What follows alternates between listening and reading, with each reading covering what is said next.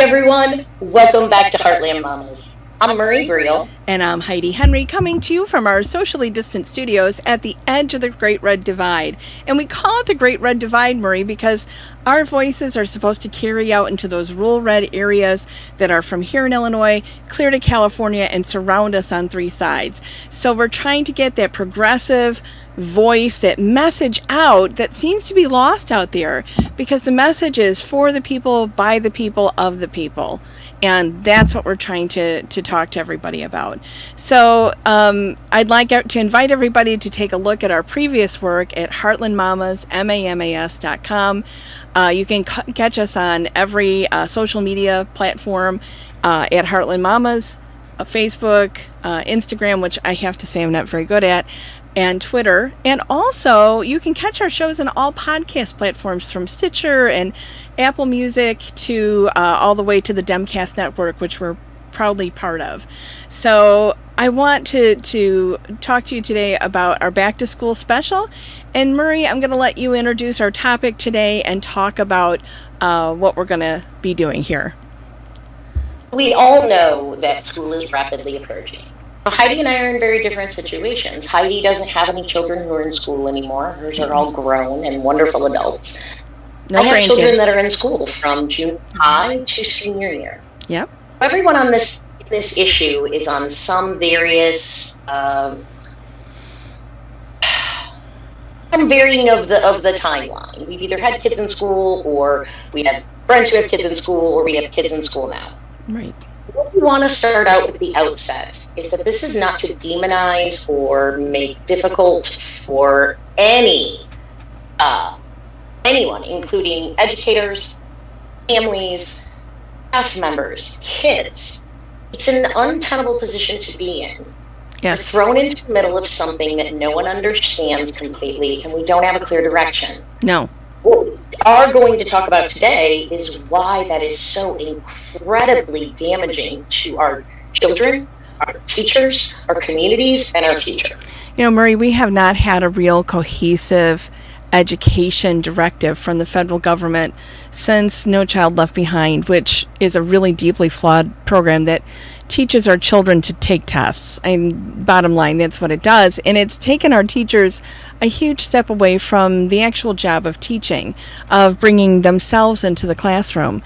And now, not only can they not bring themselves into the classroom, as we had to close schools early last year, they had to find new and more innovative ways to teach.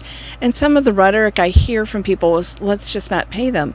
Do you realize the teachers I know are putting in 14 and 16-hour days trying to create lesson plans that will go that'll work on Zoom. They are trying to keep the children active and engaged in the process, and that's very difficult because you have a non-structured environment at home, because most homes are not structured, and you have kids that are worried about the pandemic. You have teachers that are worried about it. They also are often sandwich generation, so they have children themselves and elderly parents to deal with, and maybe grandparents to deal with. So their pools are in so many different ways. And I see people I know that are cool, confident, wonderful teachers that are just feeling the crush of the weight of the responsibility of getting this done. I even know a few people that drive buses that are like, I don't know if I want to do that this year. It's just too stinking dangerous. So and it's not even, and you made your point is so right.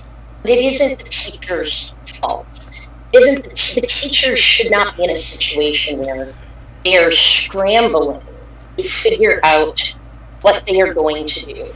Mm-hmm. Teachers shouldn't have to create a wheel that could have been created years ago had we placed any funding or emphasis on education. We haven't. The only things out there are capitalist, money-making entities that don't provide what is needed for a district to be able to move to. We have Now, a Secretary of Education that wants to promote charter schools and private schools and fund those, like we fund public education. And when you're willing to take a step back from public education and put resources and energy into things that don't feed the common good, that don't teach the average child, it is detrimental to the long-term success of our country. That brings us to one of our first points. Let's talk about the disparity between schools. Yes. In our area, Heidi, you and I talk, we are urban and rural at the same time. Right. We have folks from everywhere that identify as being city dwellers or farm people. Right. It's a big district. There's a lot of different, but there's a huge disparity. Mm-hmm. Within a district, within 5 miles of each other, where another district starts, right. One has laptops, pads for every student from preschool on. Yeah. One is only able to give laptops and electronic devices to 5th graders. If we're lucky, there'll be enough 4th graders, there'll be enough parents who have that electronic equipment, mm-hmm. to then give that out down to 4th grade. Listen, Marie, we're still hoping that our children, the little ones, yeah, and learn in a remote environment without the tools. Not to mention the challenges of a parent. If I have 3 children and they're close in age, mm-hmm. My first 2 were, having 3 computers to be on at one time is a challenge for most families that I know. Yes. It's not the parents' fault. It's not the teacher's fault. It's not the district's fault. No. It's the political landscape that we live in that devalues education. Yes. That creates have and have nots. Right. And wants to continue those disparities. Right. So we're talking about, public schools and how even within a 20-mile radius, differences in what are being offered are drastic. Marie, so let's go into our own state. I told you, we live 3 driveways east of a poor school district.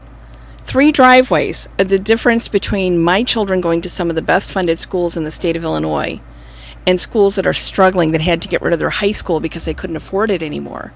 That's the disparity in my area. 3 driveways. So yes, when I ran for office, I talked about high schools in the district that I ran in. One would put their books next to a dumpster for another school district to pick up that would take their old books and throw them in the dumpster. That's how poor it was. That's how the disparity was. You know what that reminds me of? That reminds me of the story, or the old joke that went around the time of the burgeoning internet, and it was, wouldn't it be great if the military had to have bake sales as opposed to teachers? Absolutely.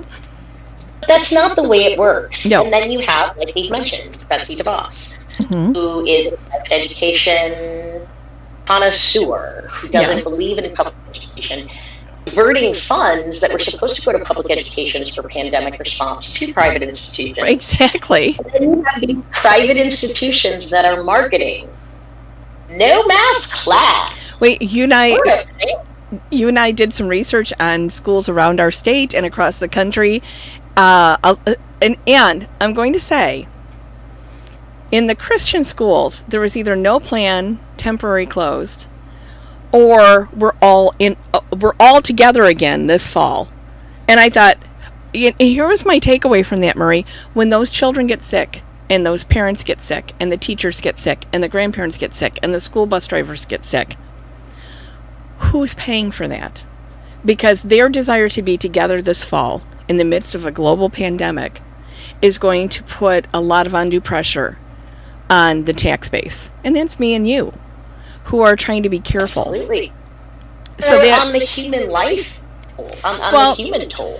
I think if you're willing to, that into the numbers. I hate that they're risking their kids, but if these adults are putting their children at risk, knowing that they're putting themselves at risk, I think they should also say, we don't need treatment.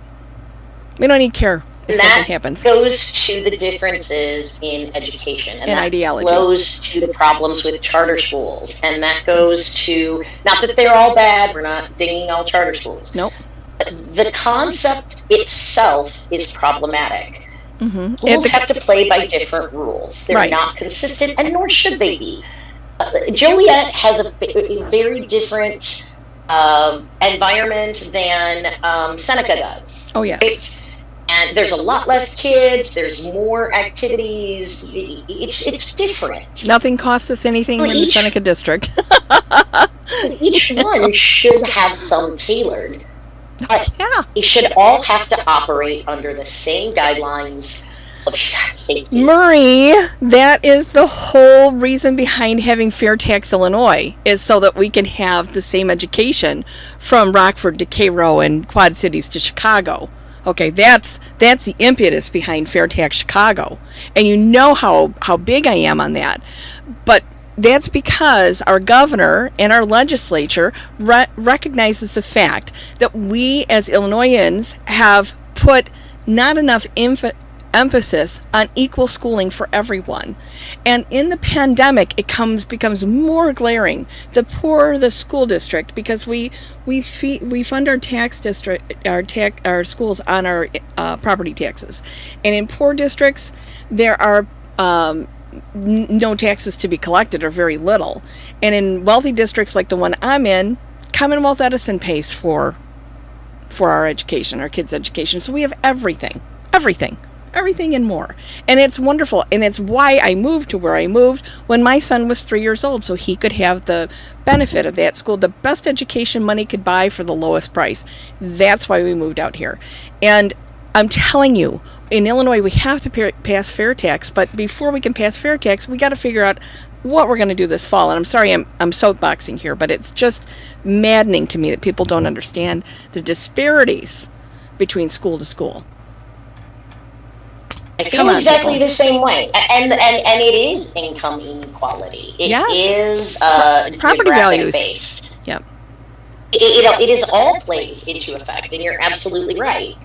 We're lucky here because some of our unions have come out very strongly in favor of starting the year remotely. So let's break down a little bit about my district. I'll just use this as a personal example. I've been watching all the different districts and their plans coming out. I've seen them, and some of them are horrifying to me personally, including just cutting down on the number of days, not increasing or staggering bus routes, to the extent of what ability is possible. Ottawa High School is terrifying. 3 floors in that building have no air conditioning. Oh, I know. That is the music department, where most particulates will be put into the air in a confined space. Highest risk possible outcome, yet we're going to go back to school full time, unless you have a specific doctor's note that apparently I've heard from folks there that's going to be pretty hard to get a acceptance for. And you go to where we are, and our district put together, I can say of all the plans that I've seen, I was extremely impressed with Georgia. Good. It was thoughtful. It was logical.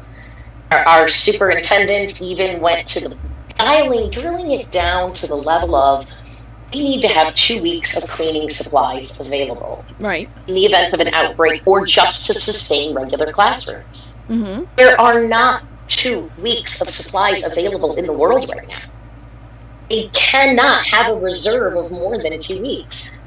Nurses, doctors' offices, dentists are all struggling to get PPE and sanitizing agents. Yeah. Every place that's opened is doing the same thing. There isn't the supply. Yeah. Every detail you can imagine. Starting with full remote learning until we make sure the cases aren't going up. Right. And going part-time with an option. And giving the teachers and the parents at least a month to figure out where this was all going to land. I think our school board came in, and basically they asked some questions during the meeting, and then they had the vote. 3 of them voted against it. 3 of them voted for it. The 3 that voted against it gave no suggestions. They had this plan for 5 days in front of them. All the drilled down details, any more information they could need, anything that they wanted to see changed, could have come back to that meeting and say, we do think this and this is great, but we need to tweak this. Can we try this? Offer some suggestions. No. They said no. Got it. Right? No bother. We just don't like it. Come back with something else. That to me is the most angering. I'm getting on my soapbox. I know. That to me is the frustrating part of all of this. You're a regulatory body who is to oversee the direction of the district, to make sure things don't go hell in a handbasket. Right. You have a vested interest in this, supposedly. So if someone brings something to you, and it's not a paid position, if someone brings something to you that you're responsible for and you don't agree with it, isn't it your responsibility to find solutions that might work instead? We're uncomfortable with this. We're comfortable with this. We're, one school district locally wants the parents to take the temperature of their child and put the mask on their child every day and certify that they have done that. I'm telling you, 30 kids on a school bus, nobody's keeping their mask on. It isn't going to happen. It's just not. I mean, not a chance. Not a chance. I have been a school bus aide to volunteer. We had volunteer school bus aides for a while, and the kids are fighting and wrestling around and talking and yelling and having a great time because it's school bus time. And depending on your driver, they either sit on it or they just let chaos reign. And kids are going to take off their masks. They're going to whip those suckers off and do whatever they do. Eat on the bus, throw stuff on the bus, spitballs, scream. My kids were the good kids, so they never got in trouble like that. But, I was one of 7, so I know some of my siblings were part and parcel to all of that, What? Yeah, not me. I was a goody two shoes all of my life. No way. I was. Still am for the most part, except I have a potty mouth now. I developed that in 2016 on election day. Really?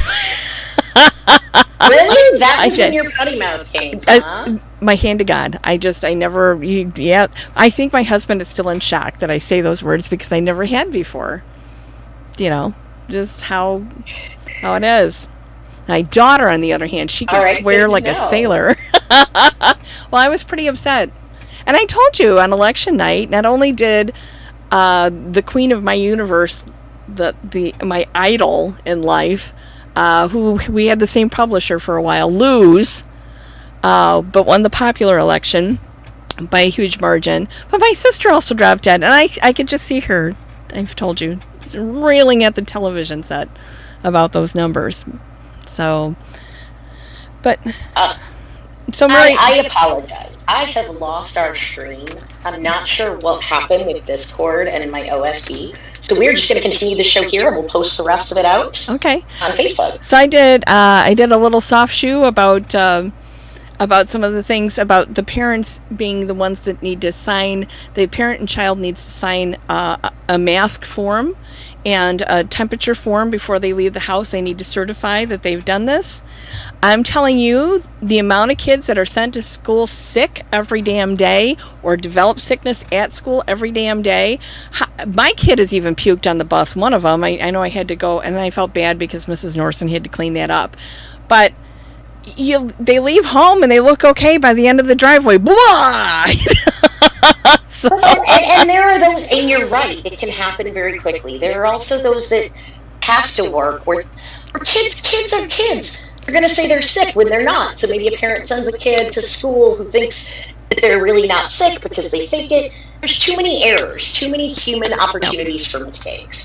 And when we talk about the kids let's talk about the risks here, what we actually know about COVID. Yeah. We know that COVID is spread aerosol. Yep. Latest research, including from Tufts and Arizona University, both very difficult studies to do but have been replicated, have shown that the virus stays in the air particulates that are in the air for up to 16 hours, and they spread farther than 6 feet. Yep. They've also learned that breathing, because of the size of the particulate, and talking, regular, not an expulsion of air, spreads the disease. Also, so step 1. Screaming, yelling, chorus, acting, band, all of these things where Things people that are... kids do, sports, that they're heavy breathing, Yes! playing hard. Same exact thing. So we know it hangs in the air much longer than we did. Mm-hmm. Does it kill everyone? Absolutely not. But 2 weeks ago, the experts were certain that children weren't a source of contagion for the virus because they were not being children for 4 months. Now we have seen that children from 10 and up do spread the virus as much or more than adults. Check. Yes! How many flus? How many colds? How many rotaviruses have your kids brought home to your house? And they don't seem to get it that bad, but I get it, or my husband gets it, right? And exactly. So it's not just the kids. Well, let's just go back to the kids for a second. Yeah. By some chance, we've recently seen hundreds of cases of multi-inflammatory syndrome in children. Oh, I know. This is causing swelling of the brain, swelling of the organs, we don't know yet, because they've only been, suffering from this horrible reaction to COVID, right. Horrible symptoms of it. So we don't know where they're going to be in 6 months or a year, or if they're going to get back on track, if things are going to be able to work out. But we're willing to take that risk right now. Right. We're willing to not to not say, hey, maybe we need a little more information before we can decide that this is something that's acceptable or a logical risk. Murray, I think that that's the thing. A lot of people want to get back to normal. And if we study pandemics of the past, we know that normal is a long, long way off. We know that normal is not happening anytime soon. Correct? Right? We look at the Spanish flu, and we see that took the first wave flattening the curve, and then everything opened back up, and people went out and did whatever they wanted, and then you had mass colds back then too. And, yeah, you did. You sure did. Right. And then the second wave hit, and it was even more deadly. Right? So we haven't, in the United States, somewhat in Illinois, we have not flattened that first curve enough. We flattened it in Illinois, but we haven't conquered it. And now we have a continuation of the first wave still going on in our southern states especially. And that has infiltrated the more rural areas of just yesterday, our governor, J.B. Pritzker, talked about St. Clair County, which is about to be rolled back. They're on the verge of needing to go back a phase. Right. You don't think that people from St. Clair County don't go to farther north counties. Right. And actually, Cook County has less cases than other counties in the state right now. Well, exactly. This adversarial approach to what is an unconscionable, absolutely mind-blowing event is criminal. We don't know the risk. Let's talk. You mentioned something I want to talk about for a second. Let's talk about the emotional impact. Right. The emotional impact of a student getting sick. Let's just hypothetical, one kid comes home with COVID. They don't infect anybody else at school, luckily, praise Jesus. But that whole school has to shut down. Anyone that comes into contact with that kid, right? Right. So the inconsistency then becomes everybody shuts down. You've got a pod of 10 kids. Well, 9 of the parents know that one of those kids wasn't theirs, so then that kid goes back to school, if they do even let him. Can you imagine the level of pressure that family is going to feel? Honey, I'm going to tell you a little story about what happened in Morris, Illinois, because this came to me kind of second, third hand. One of the Morris High School volleyball players tested sick, so right away it's going to be a girl because they don't have a boys volleyball team. And it ended volleyball season and volleyball practice for the year. And my understanding is the bullying, the hate, the threats, the death threats, the go kill yourself messages have this child that got sick of no fault of their own, I hope, is getting bombarded and bullied with. And it will last them the rest of their flippin' life. And now the football team has suspended practice because of this child testing positive on the volleyball team. So now you have the football players and the cheerleaders that are all pissed off too at this one poor kid. And I'm telling you, as a child that was bullied myself, years and years and years ago, before I found my spine. Now try it, bro. These are this is irreparable harm to this child. Not her fault. Not her fault. Not her parents' fault. It's a flipping virus, for God's sake. She could have gotten it off a cart at Walmart. She could have gone to get her eyebrows done and gotten it from the waxer. You don't know how she got it. She could have gotten it off of a volleyball from another player that wasn't symptomatic. We don't know. We don't know. You have no idea. So think about the emotional toll there. That's a chilling thought. Yeah. But now think about the emotional toll of the parents terrified their kids are going to get bullied and have that happen. So they can.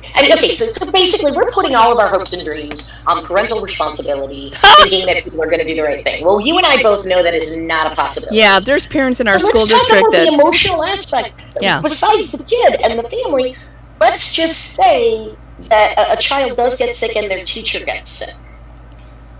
And their teacher maybe dies, or a family member of their teacher dies.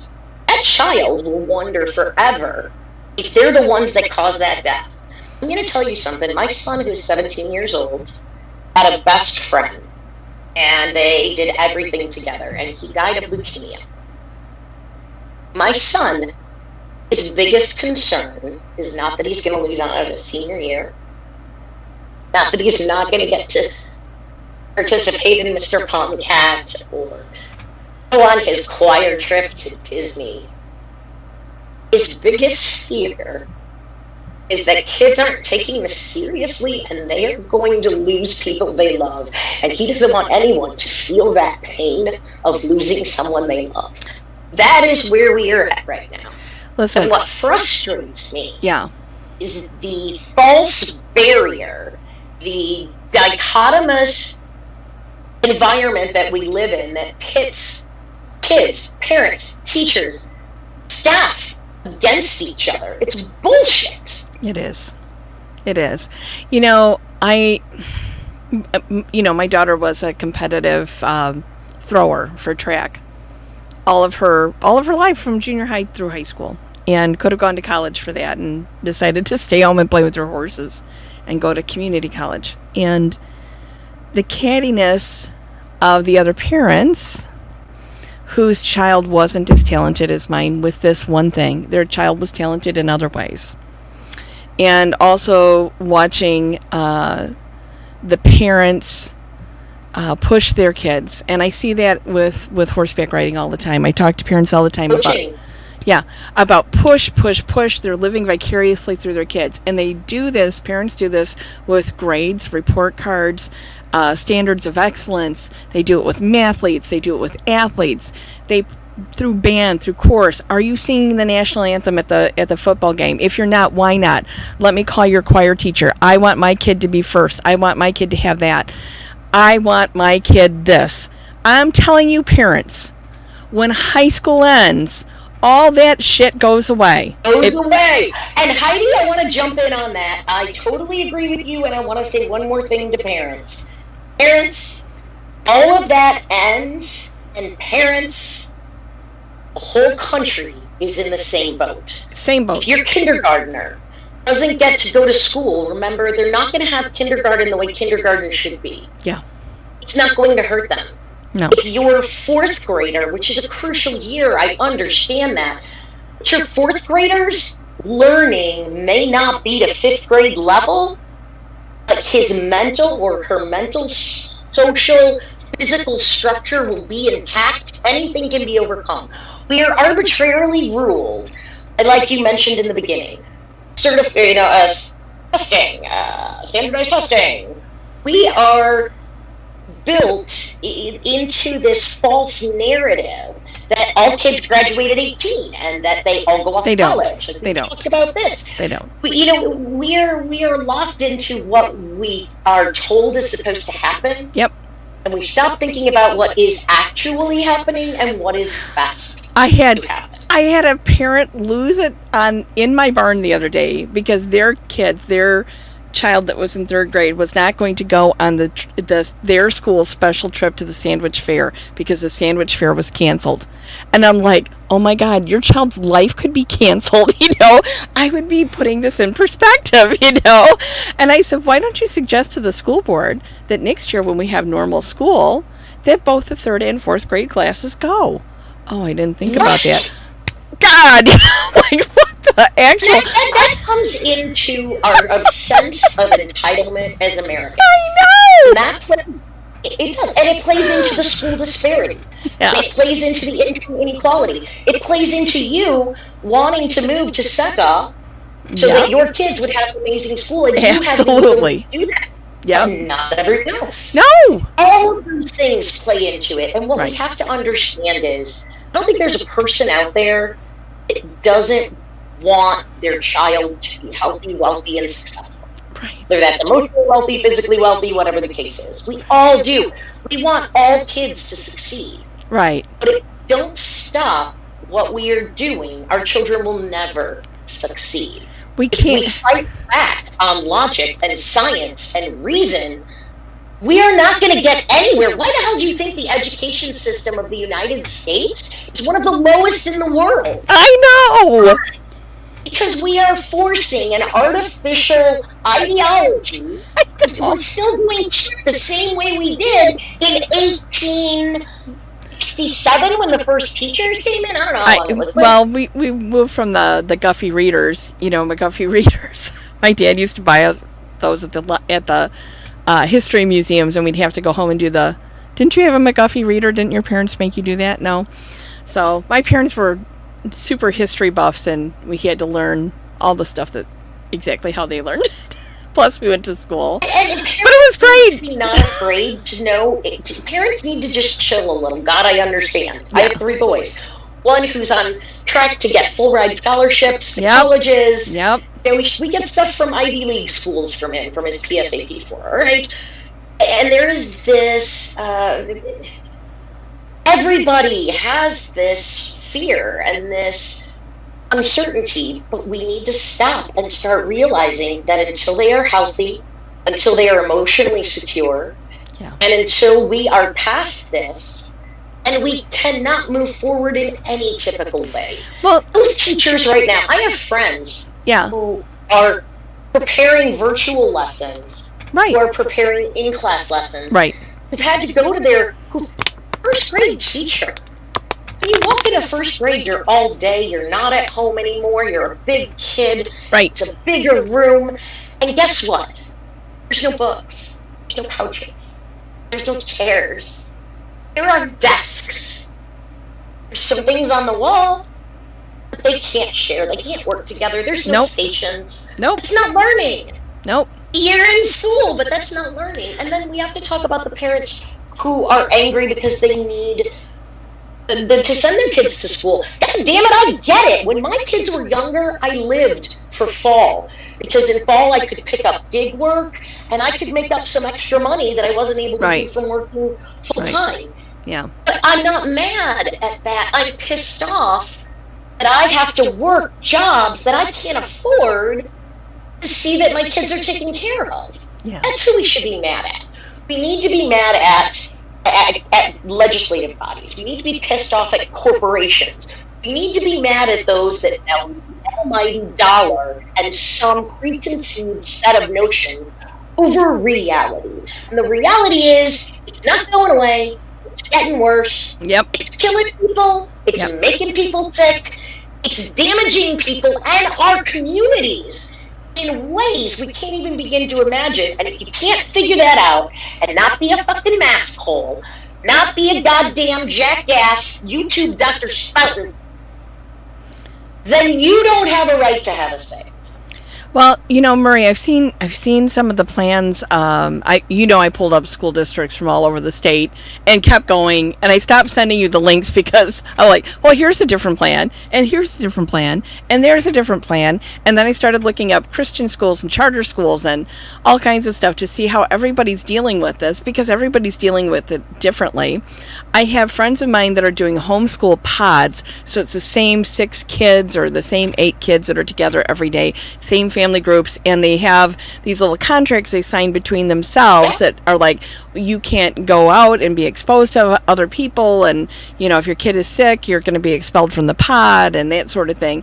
So they're trying different things. I see some classes that in Arizona, the state of Arizona, apparently they're going to do virtual learning for the first 4 to 8 weeks, because Arizona's a hot mess right now, and then see if they can pick up school later. Now, and Heidi, I want to say something about that. You're absolutely right. The governor was pushing.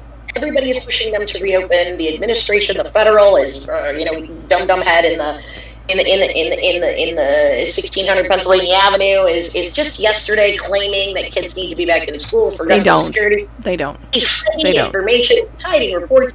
But beyond all that is the lack of understanding of what is really going on. Like you said, we've got districts right next to each other that have two completely different plans. Does that mean you're going to keep everybody safe? No. It doesn't mean you're going to keep everybody safe. No. I look at it from, let's just take bars, for example, in my little town, because little towns are full of bars. And one bar is having everybody come in, they took their outside tables up, everybody's inside. And the other one, most of the people are still sitting outside in like a beer garden that they created on a public sidewalk, but it is Marseille's. So I look at how they're handling things right next door. Businesses that are right next door to each other can't even get on the same page, right? So if you're going to do that and you can't get bars right, how in the world are we going to get millions of kids in a same cohesive plan? And not every plan works from place to place. I totally get that. But I think that parents, all of us need to take a deep breath, take a big step back and say, if we don't go back to school until October, November, it's okay. It's going to be fine. Well, and here's the thing that my district did, and I just want to point this out. Our district unveiled a plan. We had 1,000 parents on a Zoom call meeting, parents, teachers, community members. Boy, that must have been a blast. Well, no, it's all shut down except for the speakers. It was a wonderful plan. It was the most detailed, logical, data-driven plan I had seen. Start off the year because cases were rising, concerns about starting and stopping, addressing concerns of inconsistency. No. Parents are complaining there wasn't consistency with remote learning. Well, if you start and stop in school, there's not going to be consistency either. We took into account the mental health of the students, the mental health of the teachers, the mental health of the families.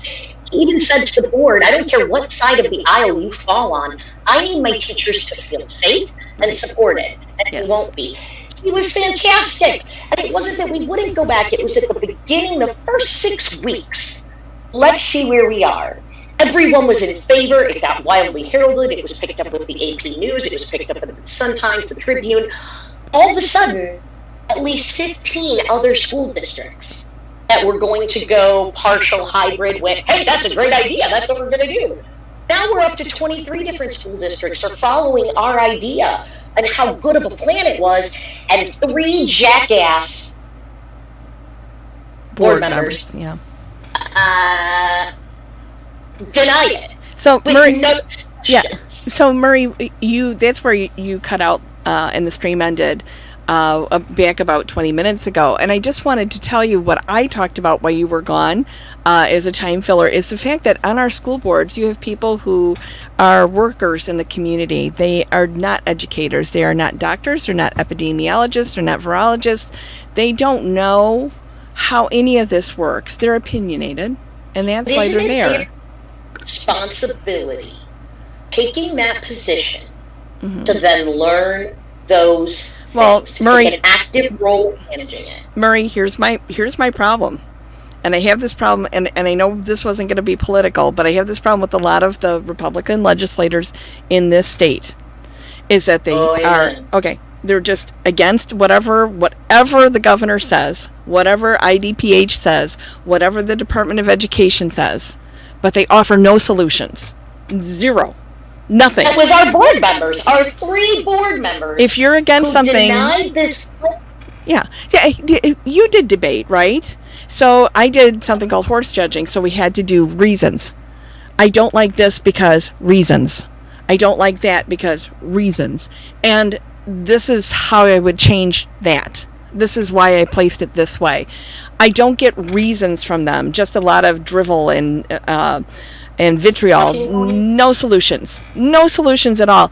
And the problem with not having a solution is if you're the squeaky wheel that gets all the grease, but you're not a wheel that ever turns, you inhibit the forward progress of the entire school system, the entire state, the entire nation. Beautiful analogy.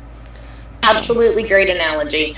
And those people are putting their own personal agendas over the health, wealth, and emotional well-being of a community. Amen. And it's ridiculous. And they're pitting us against each other when we should be fucking pissed at them. We should be angry at those who are directing this. We should be making changes. Yes. In those areas. Because it's our right to do that, damn it. I know. We have to do. We have to. We absolutely have to look at this with fresh eyes and look at this and address this with, we can't link arms, but with touched elbows, because we have to have policy. We have to have policy, and the policy has to be cohesive across the state. You have to meet this standard, this standard, this standard. Attendance has to be mandatory if you're doing online training. It has to be, you have to have, if you're going to bring the kids into the school, you have to have a standard way of testing children.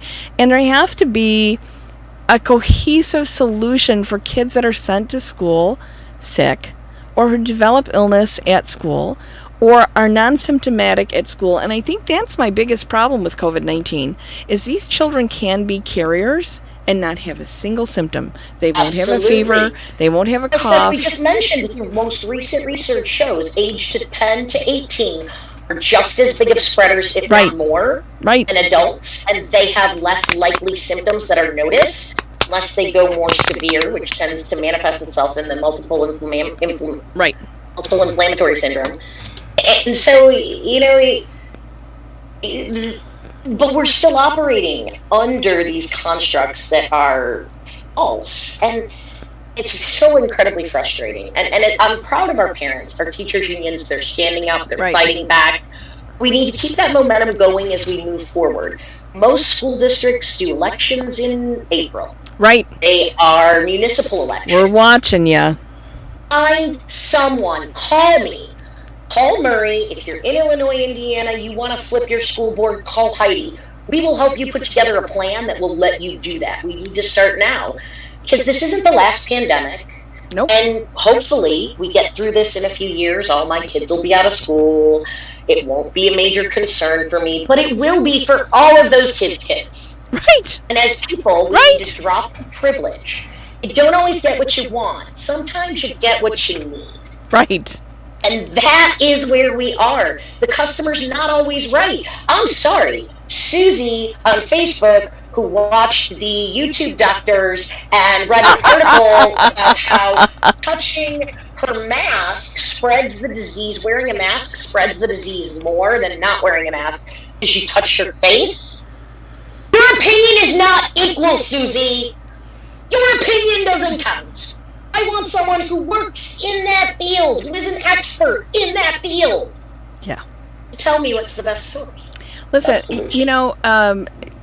I think that is one of the gravest concerns I have with the federal administration is that the president has surrounded himself with business people, not experts in the field. So we have Betsy DeVos, who has no expertise, who's never taught a class. She has zero expertise in education. She owns some charter schools. Babies. She does sell babies, and she does own some charter schools. And her family has, black ops, private security, invading all the local, or all of the cities that are democratically run. Right. So we have people in place that don't have. Well, right. But they don't have any concept. Whenever you have a secretary of education, they should have taught school in the classroom at least for 10 years. At least for 10 years. They've had to write a plan. I write education plans for my writing students, for God's sake, and I keep records on how they did with the lesson plans that I wrote. And if you have never written a lesson plan, you don't get to be the Secretary of Education, right? Agreed. So Agreed. I just think, Murray, that the one thing that I've noticed across the state and even across the country, because I put in Peoria school systems and got Peoria, Arizona, which was interesting to see that they were going to do virtual teaching for a while. Finally. Yeah. So by doing that, I realized that we have a lot of them are referring back to IDPH and CDC guidelines, depending on where they are in the state.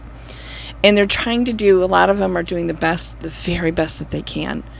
We are in our uncharted waters because we're not remembering the history lessons we learned from the Spanish flu 100 years ago. We're not taking that into account where we should be using that as a roadmap for how we proceed from here. I read somewhere this past week about how many billions of dollars are spent on the locks that go on school lockers every year.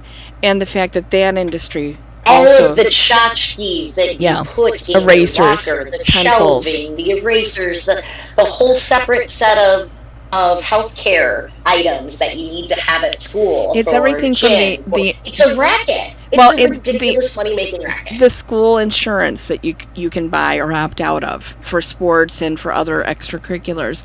All of those industries, and those are companies that sell things to make money for profit, are driving the impetus to make sure that the kids go back to school so they can sell this stuff.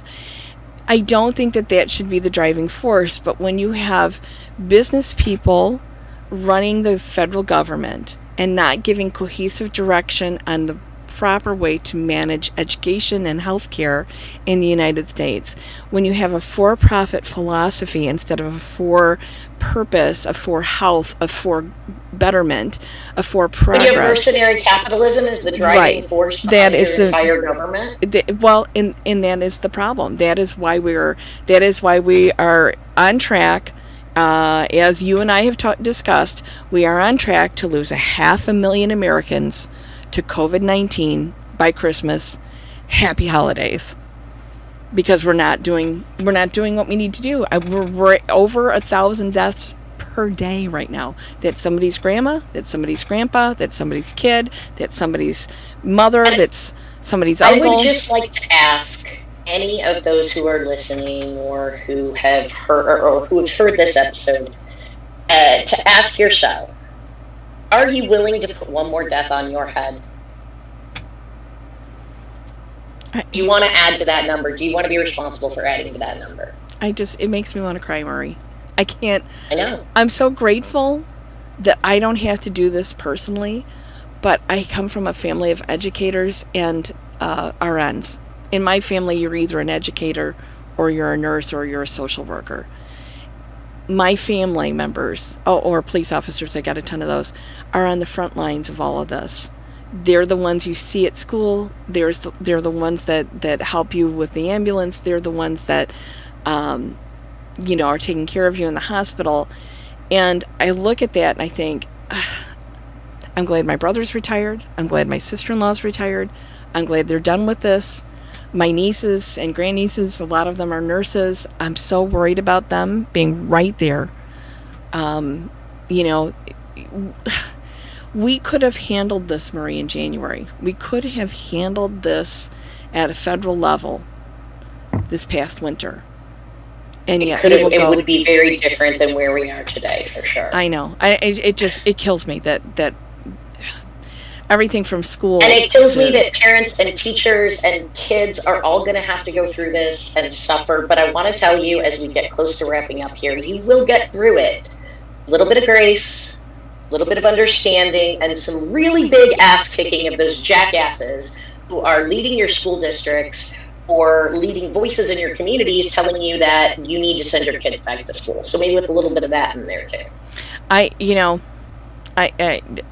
I'm a prayerful person. I pray for all of those kids and all of those workers at the school, workers, cafeteria workers, all of our teachers, our bus drivers, nurses, our superintendents. Special aides. Yep.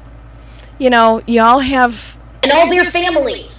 Oh, yeah. You all have such a difficult path ahead. And... you have the mama's support on your side. Yeah. And you know what? And we have logic and reason. If you've got something you want brought forward, if you would get in contact with us, drop us a message on social media, call us. Our phone number is out there. Send us something to our website. We would love to talk to you. We'd love to hear what you have to say. I've been talking to teachers about this. None of them have gone on record with us, but we'll try to get some teachers on here pretty soon. And we've got some great folks coming. I've got a gentleman who's a school board member, a former educator, a psychologist who would love to come and talk to us. So bring them on. Experts, guys. Yeah. We're gonna. So anyway, we're going to wrap it up now, and I want you to check out all of our former works at Heartland Mamas, MAMAS.com. Catch us on the Demcast network and all podcast platforms. We are looking for new sponsors, so if you're interested in sponsoring Heartland Mamas, we have a sponsor package for you. And I'm going to say goodbye. So take care, everybody. Thank you for tuning in, and we'll see you next time. All right, take care now. Bye. Bye-bye.